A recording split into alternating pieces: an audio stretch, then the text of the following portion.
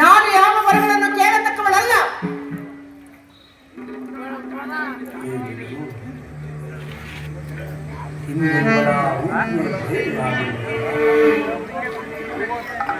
ಅಲ್ಲದೆ ಈ ರೀತಿ ಹಠ ಮಾಡುತ್ತಿರುವಳಲ್ಲ.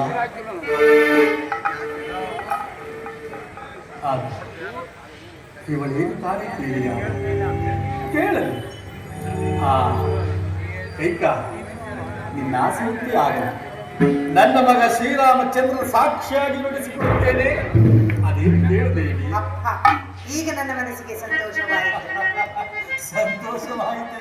ಕೇಳದೆ ಪ್ರಿಯ ಪ್ರಾಣೇಶ್ವರ, ನನ್ನ ಮೊದಲನೆಯ ವರಕ್ಕೆ ಇದೀಗ ನಿಶ್ಚಯವಾಗಿರುವ ಶ್ರೀರಾಮಚಂದ್ರನ ಪಟ್ಟಾಭಿಷೇಕವನ್ನು ತಪ್ಪಿಸಿ ನನ್ನ ಮಗನಾದ ಭರತನಿಗೆ ಪಟ್ಟಾಭಿಷೇಕವಾಗಬೇಕು. ಏನು ಹೇಳುತ್ತಿರಬೇಕು? ಶ್ರೀರಾಮನಿಗೆ ನಿಶ್ಚಯವಾಗಿರುವಂತಹ ಪಟ್ಟಾಭಿಷೇಕವನ್ನು ತಪ್ಪಿಸಿ ಭರತನಿಗೆ ಕಟ್ಟಬೇಕು. ಹೌದು.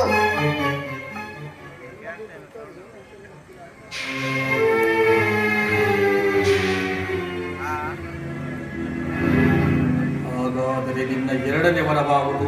ಇನ್ನು ನನ್ನ ಎರಡನೆಯ ವರಕ್ಕೆ ಶ್ರೀರಾಮಚಂದ್ರನು ನಾಮಣಿಗಳನ್ನುಟ್ಟು ಜಟಾವರ್ಕಳಧಾರಿಯಾಗಿ ಮುನಿವೃತ್ತಿಯಿಂದ ಪುರಪ್ರವೇಶವಿಲ್ಲದೆ 14 ವರ್ಷಗಳ ಕಾಲ ವನವಾಸಕ್ಕೆ ಹೋಗಬೇಕು.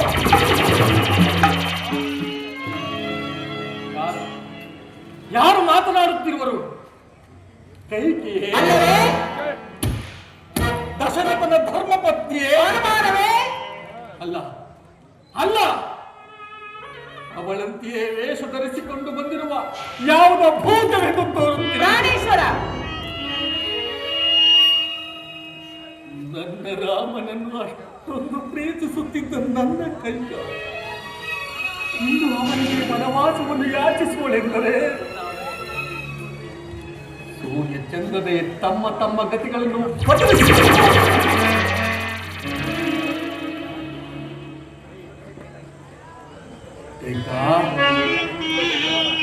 ಚಿತ್ತಭ್ರಮಣೆಯಿಂದ ಮನಸ್ಸು ಸ್ಥಳಪಲ್ಲಟವಾಗಿ ಹೇಗೆ ಹೇಳುತ್ತಿರುವೆಯಾ? ಇಲ್ಲಿ ಈ ಪಾರ್ಶ್ವದಲ್ಲಿ ನಿಂತು ಹೇಳು. ಪ್ರಾಣೇಶ್ವರ, ನನಗೆ ಚಿತ್ತ ಭ್ರಮಣೀಯೂ ಆಗಿಲ್ಲ, ಪಿತ್ತ ವಿಕಾರವೂ ಆಗಿಲ್ಲ. ನಾನು ಯಾವ ಪಾರ್ಶ್ವದಲ್ಲಿ ನಿಂತು ಹೇಳಿದರೂ ಅಷ್ಟೇ, ರಾಮನ ವನವಾಸಕ್ಕೆ ಹೋಗಲೇಬೇಕು. ಭರತನಿಗೆ ಪಟ್ಟಾಭಿಷೇಕವಾಗಲೇಬೇಕು.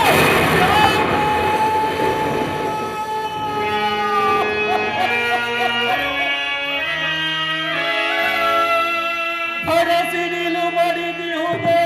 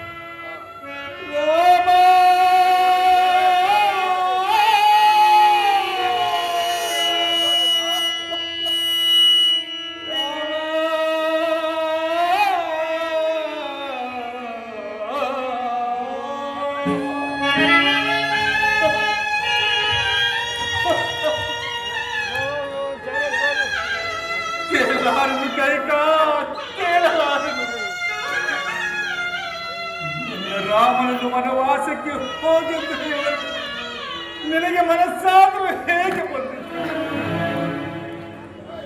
ಕೋಮಲದೊಂದಿಗೆ ನಾದ ರಾಮನಿಗೆ ಈ ವಿಷಯವು ತಿಳಿದರೆ ಎಷ್ಟು ನೊಂದುಕೊಳ್ಳಲಿ ಬಿಡಿ. ಈ ಅಯೋಧ್ಯೆಯ ಜನರು ನಿನ್ನನ್ನು ಪರಿಪರಿಯಾಗಿ ಹಾಡಿಕೊಳ್ಳಲಿ ಬಿಡಿ.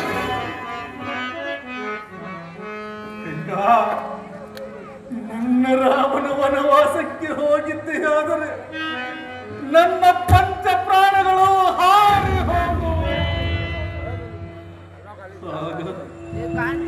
ಆಗ ನೀನು ವಿಧವೆಯಾಗಿ ಜನರ ನಿಂದನೆಗೆ ಗುರಿ ಆಗುವೆ.